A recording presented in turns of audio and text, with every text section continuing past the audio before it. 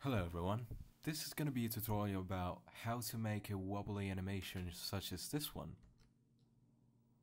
in After Effects.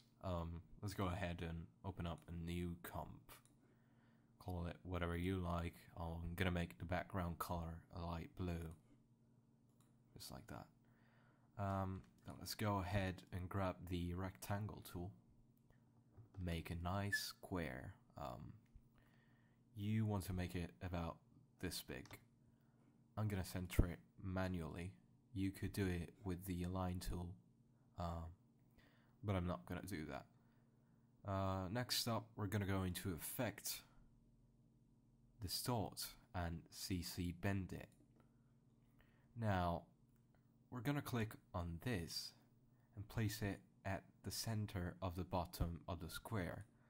Gonna do the same thing for end, but instead of placing it at the top center, we're gonna place it a little bit higher. Maybe place it even higher. If you move it around, you can notice that at some point it stops distorting the square, and that's where you want it to be.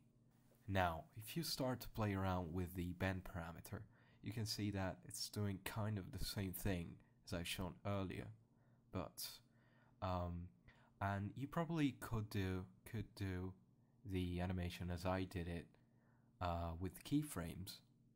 It's probably pretty easy even, but it's probably not gonna do as good, and trust me, it will be more time consuming over the long run.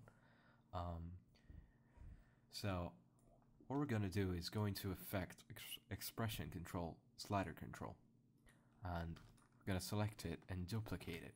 We want 2 of those. Let's go into Effects in the timeline, open up all of those. I'm going to rename the first one Amplitude, and the second one I'm going to rename Frequency. Now, I'll click this stopwatch, and with the pick whip tool, press it and release it when you're over the first slider. We're gonna multiply that by Math.sin, and open 2 set of parentheses. In the innermost one, type in time minus inPoint. Make sure that P is capitalized. Then we're gonna multiply all of that by the second slider. Right, so that's pretty much it.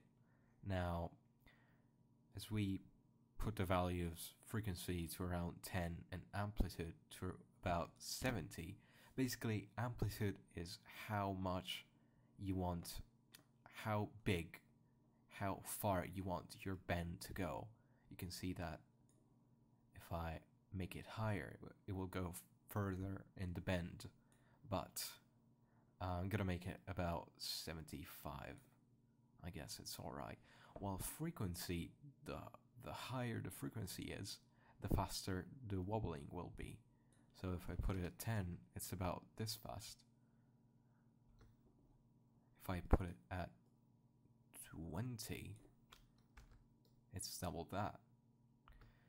So in the original, I'll put it at about 10, and I think that's alright.